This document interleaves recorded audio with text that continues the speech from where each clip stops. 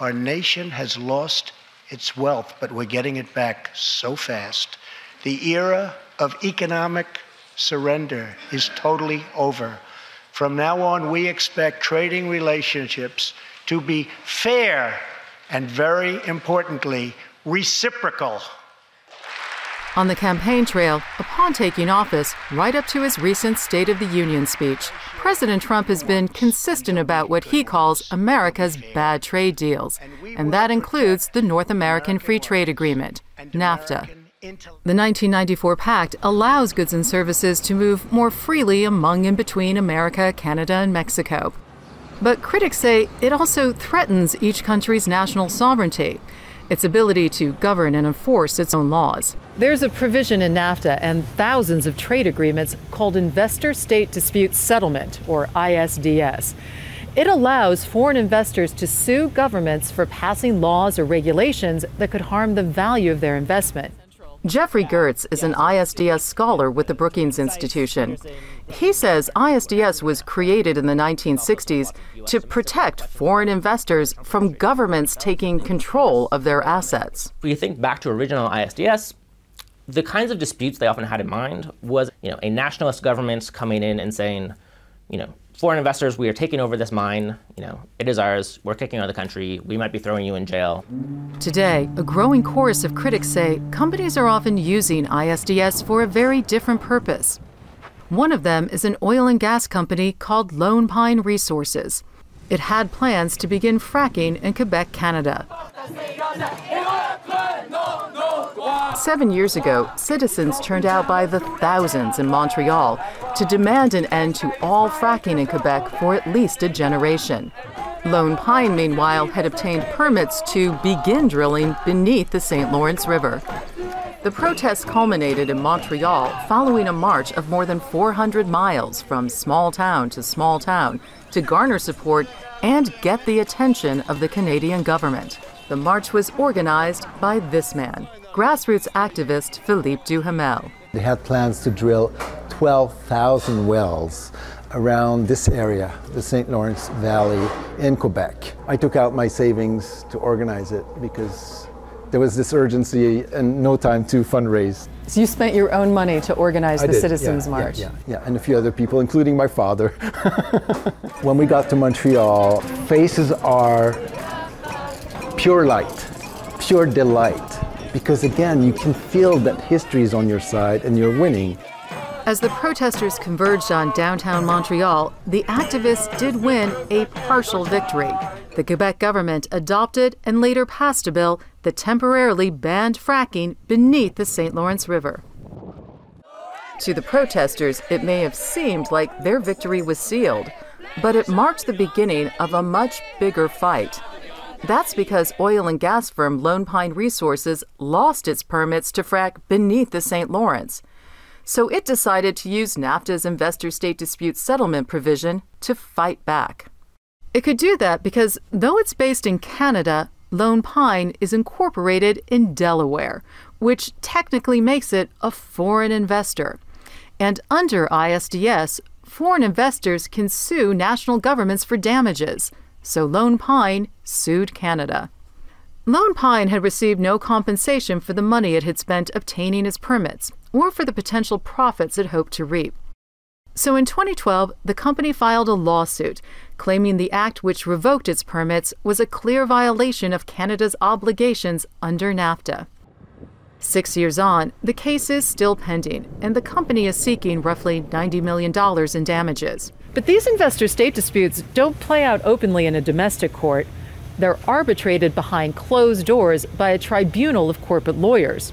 And whatever they decide is final. In a statement to NewsHour Weekend, Lone Pine's legal counsel said, quote, "Lone Pine's argument is that the government acted for political expediency rather than environmental protection."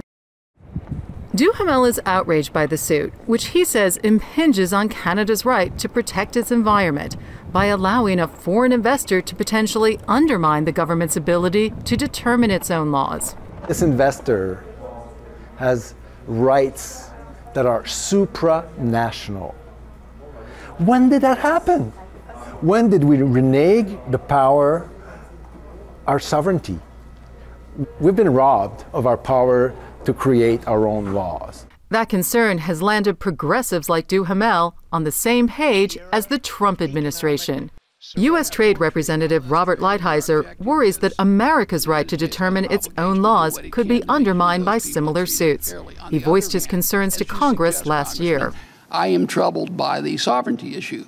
I'm troubled by the fact that anyone can overrule the United States Congress and the President of the United States when it's passed a law. That is troubling to me.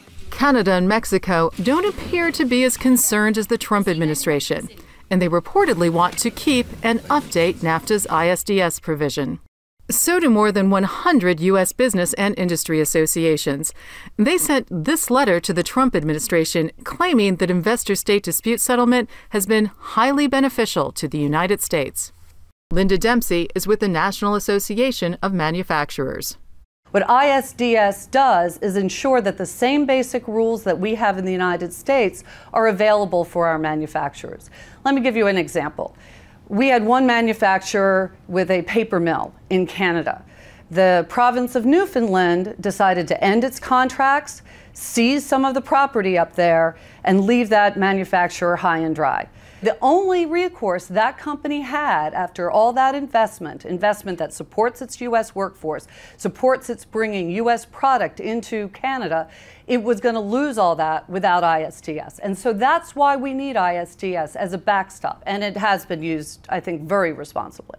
As for cases pursued against the United States, Dempsey and supporters of the clause point out that companies have sued the U.S. under NAFTA fewer times than they've sued Canada or Mexico. And when America has been sued, it has so far never lost a case. Therefore, ISDS is not a threat to the U.S. I don't think we should expect to dodge the bullet forever. Ben Beachy heads the Sierra Club's trade program, which has fought against ISDS for decades. He says the trade clause threatens democracy by placing tribunals, predominantly made up of corporate lawyers, above governments. It may well be possible to use such protections. Beachy argues corporations are using the threat of ISDS lawsuits to pressure governments not to enact regulations in the first place. He showed us this webpage from a law firm which advises multinational corporations.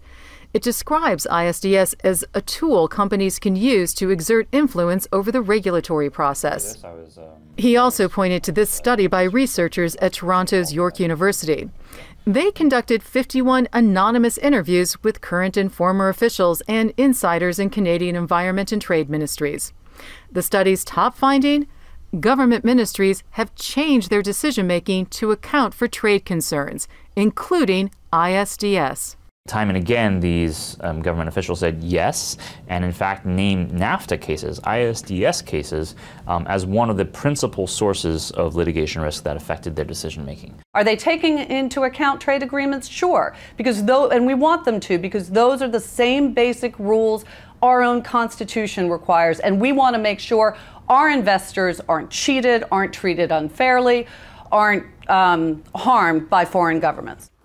Both Philippe Duhamel and the Trump administration will be keeping a close eye on ISDS as the current NAFTA negotiations continue. So it had quite an impact.